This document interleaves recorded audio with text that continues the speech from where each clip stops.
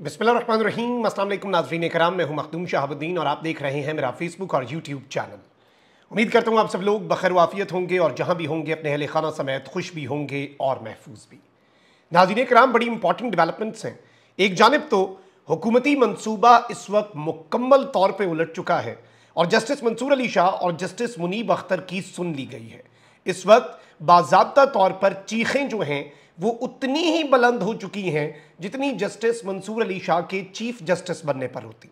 लेकिन इस वक्त सुप्रीम कोर्ट ऑफ पाकिस्तान पर एक और वार की तैयारी तो की जा रही है और इस सब में जस्टिस याह्या अफरीदी को दो बड़े जवाब देने हैं और जस्टिस याह्या अफरीदी जो हैं उन्हें हुकूमत ने अब सरप्राइज देना है। ये हुकूमत ने फैसला कर लिया हुआ है और ये दो बड़े सरप्राइजेस जस्टिस याह्या अफरीदी के चीफ जस्टिस बनते ही उठाए गए इकदाम जो हैं उनके तनाजुर में और उसके रद्द अमल में दिए जाएंगे।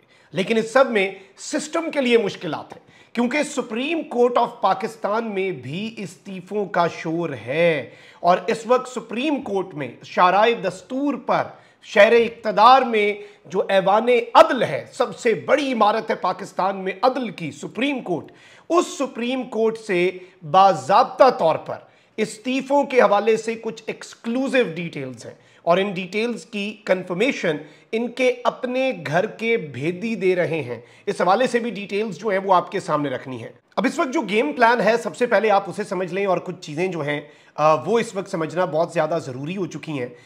एक तरफ तो ऑब्वियसली पाकिस्तान तहरीक इंसाफ के जो भी मामलात चल रहे हैं, लेकिन मैं स्पेसिफिकली ये व्लॉग जो है ये सुप्रीम कोर्ट के मामलात पर रखना चाहता हूँ। जस्टिस मंसूर अली शाह ने प्रैक्टिस एंड प्रोसीजर कमेटी, फिर इवन फुल कोर्ट का इजलास। अब इस सब में जो हुकूमत के कुछ टाउट्स हैं उन्हें लॉन्च कर दिया गया है। पहले आपको पता है कि मुतालबा किया जा रहा था कि जी जस्टिस मंसूर अली शाह और जस्टिस मुनीब अख्तर इखलाकी तौर पे इस्तीफ़ा दे दें और घर चले जाएं। प्रैक्टिस एंड प्रोसीजर कमेटी में भी इनकी जगह नहीं बनती, सुप्रीम जुडिशल काउंसिल में भी इनकी जगह नहीं बनती। अब इस वक्त काजी के जो हामी साफ़ी थे और जो कहीं और से जिनकी डोरें लाई जा रही हैं वो क्या कह रहे हैं? वो कहते हैं कि जी कानून में तो लिखा हुआ है कि चीफ जस्टिस के बाद सीनियर मोस्ट, चीफ जस्टिस से पहले वाले सीनियर मोस्ट नहीं, चीफ जस्टिस के बाद वाले सीनियर मोस्ट जज होंगे। यानी कि जस्टिस मंसूर अली शाह सीनियर होकर भी सीनियर नहीं होंगे। मतलब ये सिर्फ और सिर्फ एक बारीक नुक्ता, और पहले ये मिनतों पे आए कि जी जस्टिस मंसूर अली शाह साहब इखलाकियात का तकाजा है, खुदा का वास्ता इस्तीफा दे दें, तो हमने तो ये सोचा हुआ था। अब इस वक्त जो ये सहाफ़ी हैं वो जस्टिस याह्या अफरीदी पे इनडायरेक्ट हल्के फुल्के अटैक्स लॉन्च करना शुरू हो चुके हैं। जी बयानिया ये बनाया जा रहा है कि जी उनकी जस्टिस मंसूर अली शाह के साथ बड़ी दोस्ती है और जस्टिस मंसूर अली शाह साहब जो हैं उनके साथ याह्या अफरीदी साहब दोस्ती का पास रखते हैं या फिर वो अपने आइन और कानून का पास रखते हैं। इस तरह की बातें जो है वो ऑलरेडी शुरू कर दी गई हैं। क्यों? क्योंकि जस्टिस याह्या अफरीदी काजी फायजीसा की बाकियात नहीं है।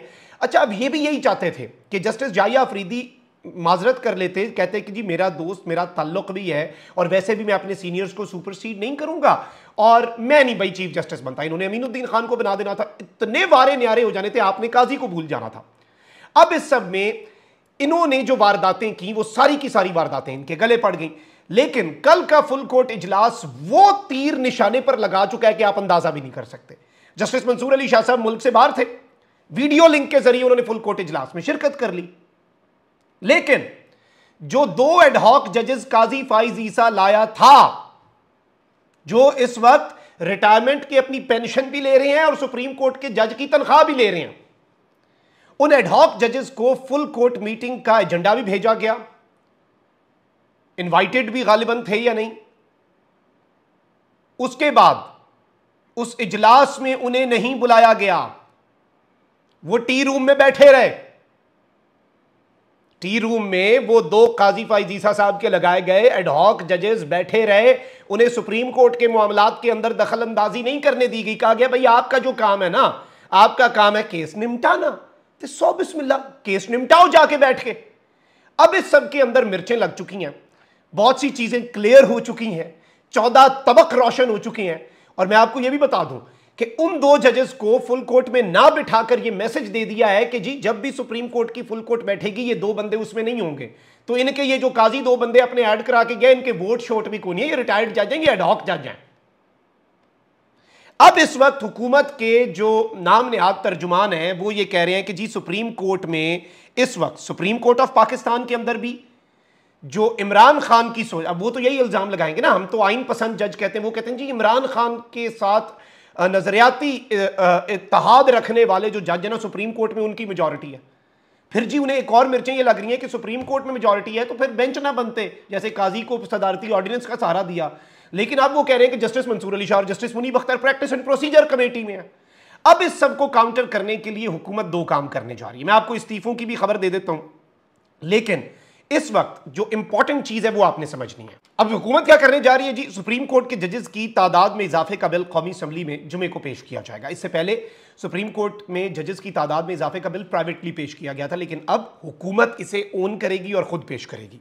पार्लिमानी ज़राए के मुताबिक सुप्रीम कोर्ट में जजेस की तादाद 17 से बढ़ाकर 23 की जाएगी और सुप्रीम कोर्ट चीफ जस्टिस समेत 23 जजेस पर मुश्तमिल होगी, जबकि जजेस की तादाद बढ़ाने का बिल हुकूमत की जानिब से पेश किया जाएगा।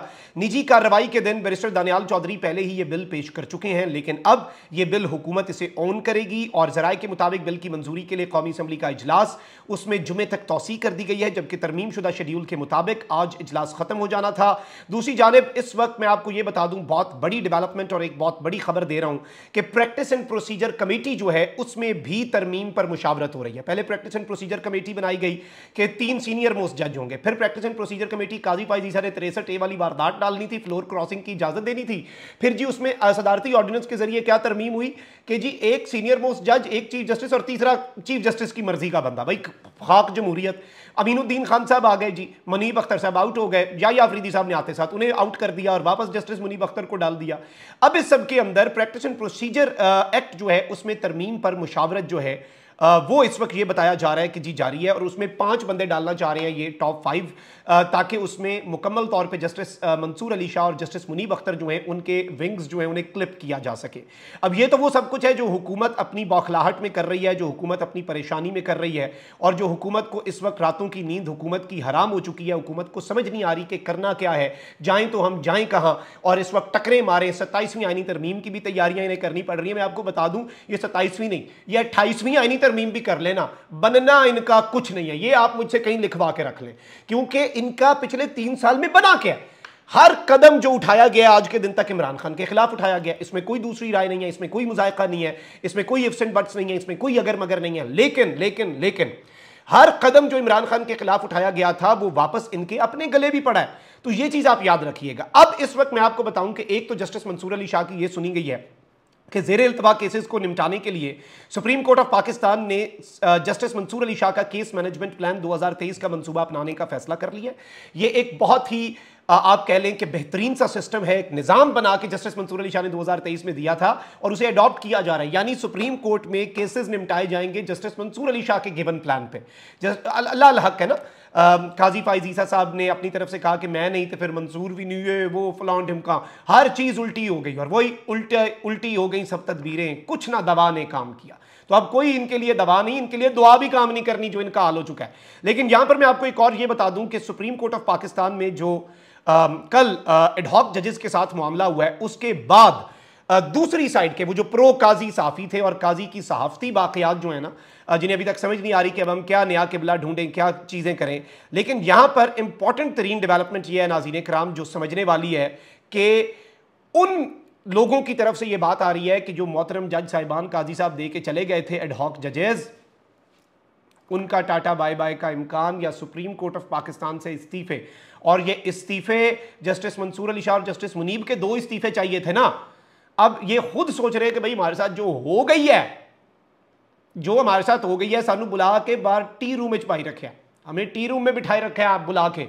तो इस वक्त बहुत परेशानी है, बहुत प्रॉब्लम्स हैं, लेकिन ये अभी तक की वो डेवलपमेंट्स हैं जो आपके सामने रखना जरूरी थी। हुकूमत ने भी 2 बार प्रैक्टिस एंड प्रोसीजर और जजेस की तादाद बढ़ाने वाला, और इसमें इनके अपने बंदे कह रहे हैं कि जी जब ये जजेस की तादाद बढ़ेगी ना तो फिर वो जो एक इजारादारी सी है वो कम, और ये वो इधर उधर, यानी इनकी नीयत साफ है, ये सिर्फ और सिर्फ अदलिया को फतह करना चाहते हैं, लेकिन ये इतना आसान होगा नहीं। अपना बहुत ख्याल रखें। अल्लाह निगहबान। पाकिस्तान जिंदाबाद।